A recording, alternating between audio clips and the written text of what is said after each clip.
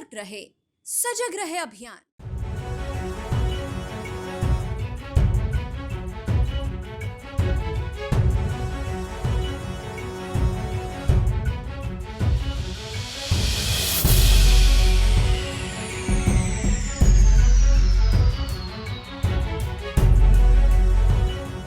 रूस और यूक्रेन के बीच जंग जारी है और अब परमाणु हमले की आशंका भी पैदा हो गई है। रूस के राष्ट्रपति व्लादिमीर पुतिन ने भी पश्चिमी देशों को परमाणु हमले का भय दिखाया है। पुतिन ने परमाणु हथियार संभालने वाले बल को हाई अलर्ट पर करने का आदेश भी दिया है। ताज़ा खबर यह है कि परमाणु हमले की योजना में बेलारूस पूरी तरह से रूस की मदद कर रहा है। बेलारूस ने परमाणु निरपेक्षता संधि तोड़ते हुए रूस को इस बात की अनुमति भी दे दी है कि पुतिन अपनी परमाणु मिसाइलों को बेलारूस में तैनात कर दे और जरूरत पड़ने पर वहीं से यूक्रेन पर हमला भी बोल दे। इसके बाद दुनिया में परमाणु युद्ध की आशंका बढ़ गई है। आपको बता दें कि आखिरी बार 1945 में जाना के हिरोशिमा और नागासाकी में परमाणु बम गिराए गए थे और भारी तबाही भी मची थी। यूक्रेन के राष्ट्रपति ने अपने देश के लिए अगले 24 घंटे अहम बताए हैं और पुतिन ने परमाणु हथियारों को अलर्ट पर रखा है तो अमेरिका भी हरकत में आ गया। अमेरिका ने अपनी स्ट्रैटेजिक मिसाइलों को अलर्ट पर रखा है। इसमें सुपरसोनिक मिसाइलें भी हैं और परमाणु हमले भी किए जा सकते हैं।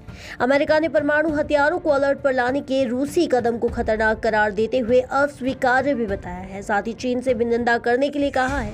नाटो ने रूस के कदम को गैर जिम्मेदाराना बताते हुए कड़ी निंदा की है और इस बीच यूरोपीय यूनियन ईयू के 27 देशों और कई अन्य ने रूसी विमानों के लिए अपना आकाश बंद करने का ऐलान भी किया है। साथ ही अमेरिका, ब्रिटेन, जापान और ईयू ने व्यापार भुगतान प्रणाली स्विफ्ट से रूसी बैंकों को बाहर करने की घोषणा भी की है। पुतिन के खास बेलारूस के राष्ट्रपति अलेक्जेंडर लुकाशेंको ने रूस पर कड़े प्रतिबंध लगाने से तीसरे विश्व युद्ध छिड़ने का खतरा जताया है।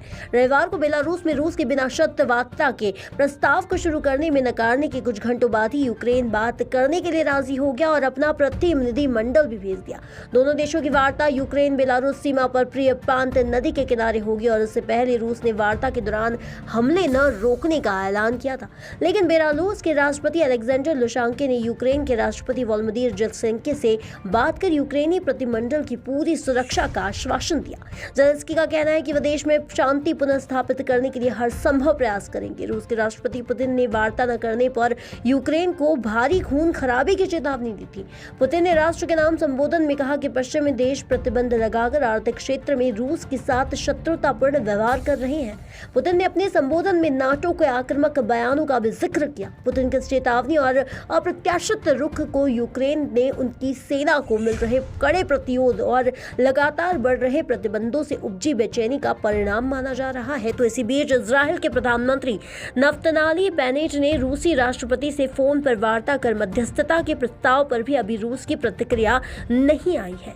यूक्रेन के राष्ट्रपति जेलेंस्की की हत्या करना चाहते हैं पुतिन। कीव ने भेजे हैं 400 आतंकी और रूस और यूक्रेन के बीच जारी जंग का सोमवार को 5वां दिन था। शुरू में लग रहा था कि यूक्रेन के राष्ट्रपति और वहां की सेना जल्दी घुटने टेक देगी, लेकिन ऐसा नहीं हुआ। यूक्रेन की जनता भी अब युद्ध के मैदान में उतर चुकी है और ताज़ा खबर अगर ब्रिटेन के अखबार द टाइम्स से आ रही है, जहां पर द टाइम्स ने दावा किया है कि रूस के राष्ट्रपति व्लादिमीर पुतिन ने यूक्रेन के राष्ट्रपति जेलेंस्की की हत्या के आदेश दिए हैं। आगे आरोप है कि इसको अंजाम देने के लिए रूस ने अपने 400 आतंकियों को यूक्रेन की सीमा पर भेजा है और ये कथित आतंकी कीव तक पहुंच चुके हैं। गैस पाइपलाइन और ऑयल टर्मिनल पर हमले के खार्किव में घुसे रूसी सैनिकों ने रविवार को पूरे दिन यूक्रेन की सैनिक पर भिड़े रहे। भारी खून खराबे और नुकसान के बाद शाम को यूक्रेनी सेना के रूसी सैनिकों की बाहर करके खार्किव को बचाने की कामयाबी रही। लड़ाई के दौरान रूसी सैनिकों के हमले में गैस की फटी मोटी पाइपलाइन जिसमें इलाके में आग फैल गई। इससे पर्यावरण को बड़ी नुकसान व खतरा बताया जा रहा है। रीजनल गवर्नर अल्लेह साइग्नेगोव ने खार्किव पर पूरा नियंत्रण होने की बात की और एक अन्य शहर वेलेस्कीव के ऑयल टर्मिनल में रूस के मिसाइल हमले से आग लग गई। इस आग की लपटें इतनी ऊंची उठी कि उसका धुआं आसमान पर छा गया। पता चला कि रूसी सेना अब यूक्रेन के बंदरगाहों और तेल भंडारों को निशाना बना रही है और इससे वह यूक्रेन को ठप कर देना चाहती है। कड़े प्रतिरोध का सामना कर रही रूसी सेना राजधानी कीव के घिरने की खबर है, तो वहीं पर चारों दिशाओं और आसमान से लगातार हमले हो रहे हैं। लेकिन राष्ट्रपति व्लादिमीर जेलेंस्की ने राजधानी नहीं छोड़ने का ऐलान किया और नागरिकों से देश को बचाने के लिए युद्ध में कूदने का आह्वान भी किया है। यूक्रेन का मेरिउपोल शहर शनिवार को रूसी सेना के कब्जे में चला गया। रविवार को देश के सभी शहरों में रूस और यूक्रेन के सैनिकों के बीच भीषण संग्राम जारी है। लड़ाई में नागरिक ने भी बढ़ चढ़कर हिस्सा ले रहे हैं और इसके कारण हर शहर में रूसी सैनिकों के कड़े प्रतिरोध का सामना करना पड़ रहा है। यूक्रेन में बुजुर्गों, महिलाओं और बच्चों और विदेशी नागरिकों का पलायन जारी है। संयुक्त राष्ट्र के अनुसार अभी तक 3,68,000 से ज्यादा लोग यूक्रेन से पलायन कर सके हैं और वास्तविक संख्या इससे भी ज्यादा बताई जा रही है।